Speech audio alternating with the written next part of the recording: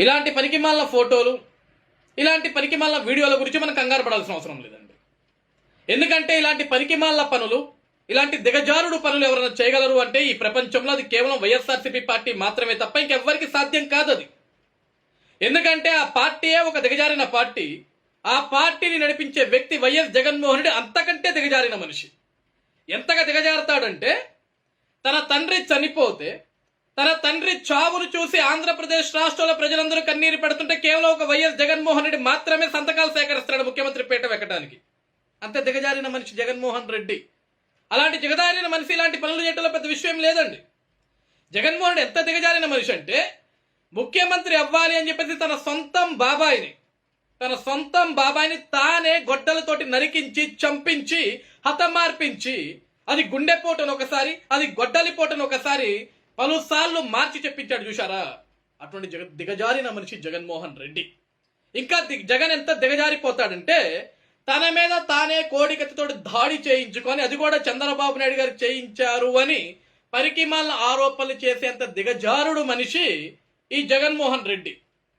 ఈరోజు బిఆర్ నాయుడు గారి మీద ఇలాంటి పనికిమాల పోస్టులు పెట్టించి, ఇలాంటి పనికిమాల ఫోటోలు సర్క్యులేట్ చేయించి ఈరోజు ఆయన ప్రతిష్టను దెబ్బతీయాలనో, లేకుంటే అతన్ని టీటీడీ చైర్మన్ నుంచి రాజీనామా చేయించాలని చెప్పేసి కొన్ని కుట్రలు పడుతున్నారు వీళ్ళు. ఈరోజు జగన్మోహన్ రెడ్డి గారికి బిఆర్ నాయుడు గారు అంటే ఎందుకు కోపం అంటే ఉంటుంది, మరి కోపం ఎందుకు ఉండదండి.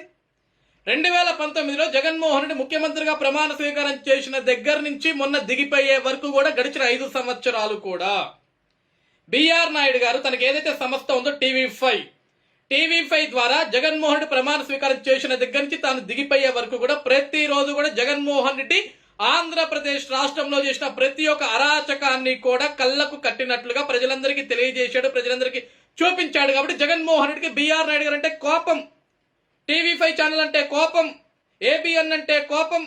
అందుకే కదా జగన్మోహన్ రెడ్డి ముఖ్యమంత్రిగా ప్రమాణ స్వీకారం చేసిన తర్వాత ఏం చేశాడండి, ఈ రాష్ట్రంలో, ఆంధ్రప్రదేశ్ రాష్ట్రంలో మనకి టీవీలలో టీవీ5 ఛానల్, ఏబిఎన్ ఛానల్ కనపడేటివి కాదండి. ఎందుకంటే వాటిని బ్యాన్ చేశాడు ఆయన. అవన్నీ కూడా ప్రజలందరూ యూట్యూబ్లో చూసేవాళ్ళు ఎక్కువగా, టీవీ ఛానల్ మనకు కనపడేటివి కాదు. అంత కోపం జగన్కి, టీవీ5 అన్నా ఏబిఎన్ అన్నా సరే. ఈరోజు బిఆర్ నాయుడు గారు తిరుమల తిరుపతి దేవస్థానం చైర్మన్ గా ఆయన ఎప్పుడైతే ఛార్జెస్ తీసుకున్నా ఆ రోజు నుంచి కూడా ఎప్పుడెప్పుడు బిఆర్ నాయుడు గారిని రాజీనామా చేయించాలి, ఎప్పుడెప్పుడు బిఆర్ నాయుడు గారి మీద బురద చల్లించాలని కొన్ని కుట్ర పూర్వతమైన పనులు చేసుకుంటూ వచ్చారు. ఎందుకంటే గడిచిన 5 సంవత్సరాలు జగన్మోహన్ రెడ్డి చేసిన అరాచకాలను టీవీ5 ఛానల్ ద్వారా చూపించడం ఒక ఎత్తు అయితే, బిఆర్ నాయుడు గారు ఛార్జ్ తీసుకునే దగ్గర నుంచి కూడా తిరుమల తిరుపతి దేవస్థానంలో జగన్మోహన్ రెడ్డి ముఖ్యమంత్రిగా ఉన్నప్పుడు ఎన్ని దారుణాలు జరిగాయో, ఎన్ని అవినీతి పనులు జరిగాయో, ఎన్ని తప్పుడు పనులు జరిగాయో మళ్ళీ కళ్ళ కట్టినట్లుగా బిఆర్ నాయుడు గారు చూపించడం మొదలుపెట్టారు. పరకామణి కేసు కావచ్చు, ఈరోజు తిరుమలలో కనీసం ఒక చుక్క నెయ్యి వాడకుండా కల్తీ కెమికల్స్ వాడి, పనికిమాల కెమికల్స్ వాడి దాదాపుగా 20 కోట్ల లడ్డూలు ఏ విధంగా తయారు చేసినా అవన్నీ కూడా బయటికి వస్తుంటాయి. పరకామణిలో దొంగతనాలు బయటికి వస్తుంటే, ఆ దొంగతనాలు జగన్మోహన్ రెడ్డి ఏ విధంగా కప్పిపుచ్చాడో ఆ విషయాలను బయటికి వస్తుంటే తట్టుకోలేక బిఆర్ నాయుడిని అక్కడి నుంచి దింపాలి. బిఆర్ నాయుడు అక్కడి నుంచి దింపేసి తెలుగుదేశం పార్టీ మీద, కూటమి ప్రభుత్వం మీద బురద చల్లాలి. బురద చల్లితే కూటమి ప్రభుత్వం, చంద్రబాబు నాయుడు గారు, పవన్ కళ్యాణ్ గారు, లోకేష్ గారు, బిఆర్ నాయుడు గారు ఈ బురదను కడుక్కుంటూ కూర్చోవాలి. ఇది జగన్మోహన్ రెడ్డి పైశాచిక ఆలోచన, అతని పక్కా ప్లాన్ ఇది. ఈరోజు ఈ డీప్ ఫేక్ వీడియోలు, ఈ ఫోటోలు చూసి మనం కంగారు పడి మా బిఆర్ నాయుడు గారు అలాంటి వ్యక్తి కాదు, ఇలాంటి వ్యక్తి గారు మనం చెప్పుకోవాల్సిన అవసరం లేదు. ఎందుకంటే బిఆర్ నాయుడు గారు అంటే ఏంటో అందరికీ తెలుసు. ఈరోజు వైఎస్ఆర్సీపీ పార్టీలోని కొంతమంది సన్నాసి వెధవులు చేసే సన్నాసి పనులకు మనం కంగారు పడాల్సిన అవసరం లేదు, మనం సమాధానాలు చెప్పుకోవాల్సిన అవసరం లేదు. ఎందుకంటే జగన్మోహన్ రెడ్డికి ఉంటుంది కోపం. మరి 5 సంవత్సరాలు జగన్మోహన్ రెడ్డి సర్వేరాలతోటి 700 కోట్ల రూపాయలు ఏ విధంగా దోచుకున్నాడో ప్రజలకు తెలియజేశారు. జగన్మోహన్ రెడ్డి రంగుల రూపంలో 200-300 కోట్ల రూపాయలు ఏ విధంగా దోచుకున్నాడో ప్రజలకు తెలియజేశారు. జగన్మోహన్ రెడ్డి చివరికి పిల్లలకి ఇచ్చే చిక్కీల మీద తన ఫోటోలు వేసుకుని దాంతో ఏ విధంగా డబ్బులు సంపాదించుకున్నాడో ప్రజలందరికీ బిఆర్ నాయుడు గారు తెలియజేశారు. జగన్మోహన్ రెడ్డి ఋషికొండ పేరిట ఏ విధంగా 500 కోట్ల రూపాయల ప్రజాదరణ సర్వనాశనం చేశాడో బిఆర్ నాయుడు గారు తన ఛానల్ ద్వారా ప్రజలందరికీ తెలియజేశాడు.